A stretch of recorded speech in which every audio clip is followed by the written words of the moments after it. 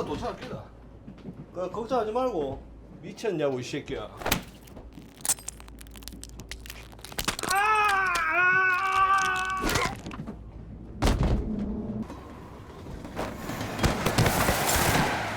The movie opens with a series of stark images from around the world showing children being used as subjects in experimental programs in the past. Fast forward to the present, Dr. Bayek arrives at a laboratory where a massacre has just occurred. Corpses litter the floor, and one is still twitching. Without hesitation, she orders her team to shoot the head to finish the job.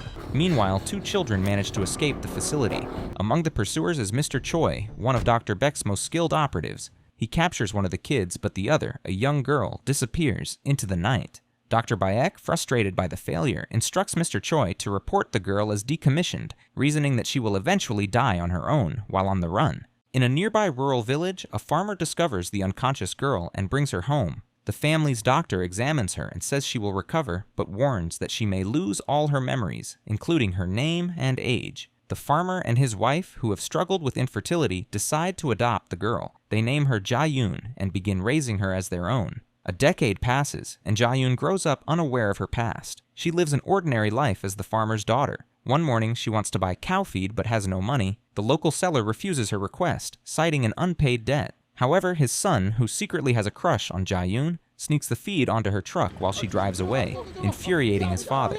It's revealed that Ja-yoon's mother suffers from Alzheimer's, and the family is under financial strain. Her father debates selling more cattle despite the plummeting prices. Later that night, after bathing, Ja-yoon experiences a sudden, intense headache. It passes quickly, but it unsettles her. Determined to help her mother, Ja-yoon spends the night online researching Alzheimer's and identifies leading doctors specializing in brain disorders. The next day, her best friend Myung-hee convinces her to audition for a national singing contest with a grand prize of $500,000. Ja-yoon agrees, motivated by the possibility of paying for her mother's treatment. Despite lacking singing ability, Ja-yoon advances through the preliminary rounds with surprisingly high scores. Her parents are proud, yet apprehensive, especially when they learn she will have to reveal a secret talent in the next audition phase. Myung-hee reassures them that this will help her gain more attention rather than cause trouble. That night, Ja-yoon reassures her mother that everything will be okay and that she will not leave. Meanwhile, Myung-hee has a sleepover, and Ja-yoon suffers another, longer headache, signaling that her condition is worsening.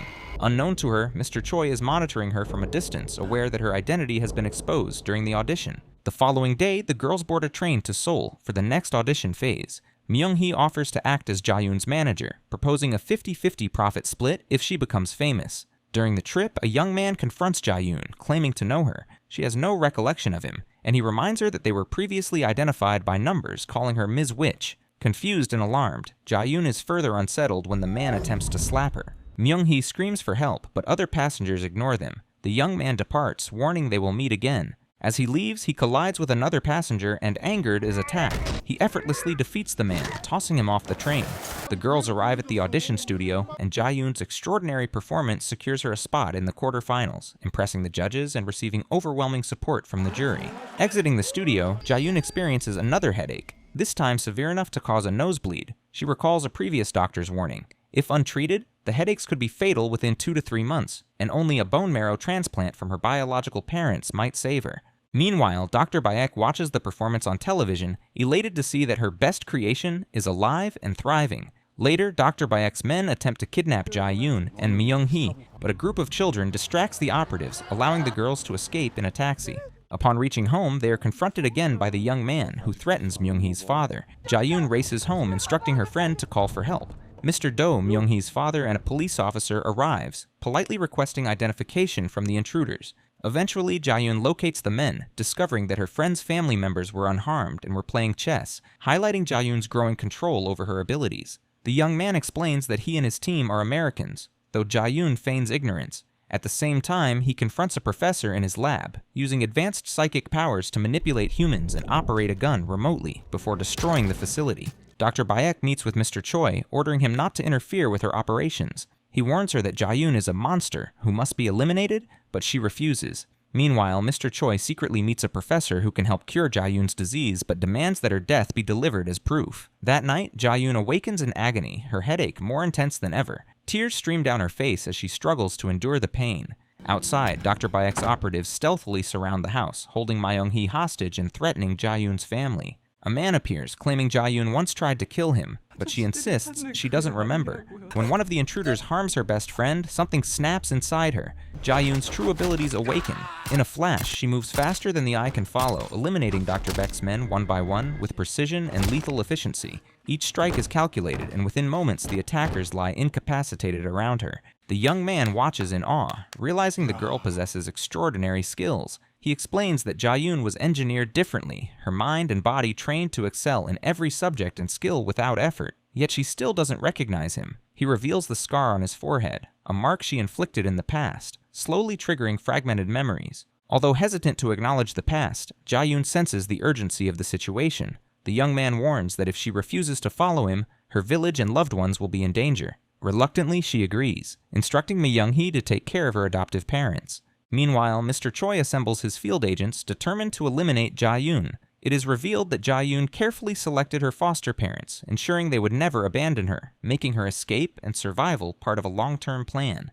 The group arrives at an abandoned laboratory where Dr. Bayek awaits. Ja-yoon is restrained and brought into an interrogation room. Dr. Bayek greets her calmly, relieved to see her alive. Ja-yoon is confused, unaware of her past when one of Dr. Beck's men injects her with a serum intended to trigger her memories and enhance her abilities. The truth is revealed. Ja-yoon was one of Dr. Bayek's experimental subjects, engineered to be the ultimate mind and combat prodigy. Her generation of enhanced children had been seen as too dangerous, prompting the higher-ups to order their elimination. Ja-yoon's unique resilience allowed her to survive. Because her headaches are fatal if untreated, the professor orders another serum injection, giving her 1 month of full strength. Once injected, Ja-yoon's demeanor changes, her expression hardens, her movements become sharper, and her latent intelligence and combat skills are unleashed. Ja-yoon reveals that she never lost her memories. She had been playing dumb all along to get close to the professor and her creators. Her performance in the audition had been deliberate, designed to draw attention to herself. In an instant, she breaks free from her restraints and eliminates the man in the interrogation room.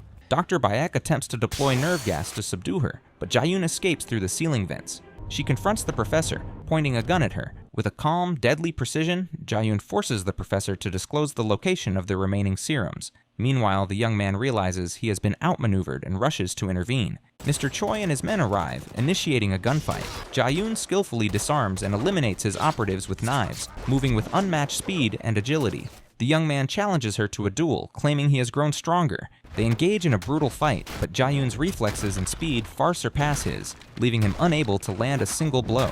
Dr. Baek attempts to flee, but Ja-yoon shoots her in the leg, preventing escape. The young man continues his attack, but Ja-yoon anticipates his moves, ultimately defeating him. Mr. Choi tries to intervene, but is no match for her enhanced abilities. Having eliminated all threats, Ja-yoon retrieves the serums and burns the laboratory to the ground. She immediately travels to the hospital, delivering the serums to her father to slow the progression of her mother's dementia. Her father, reflecting on the past, reveals that he once regretted adopting her, but was reminded by her mother that love and care would allow Ja-yoon to grow into a remarkable girl. 3 months later, Ja-yoon appears at the home of Dr. Bayek's sister, demanding the creation of a more permanent serum. Her mission now is clear: to protect her family and herself while confronting the legacy of the experiments that created her.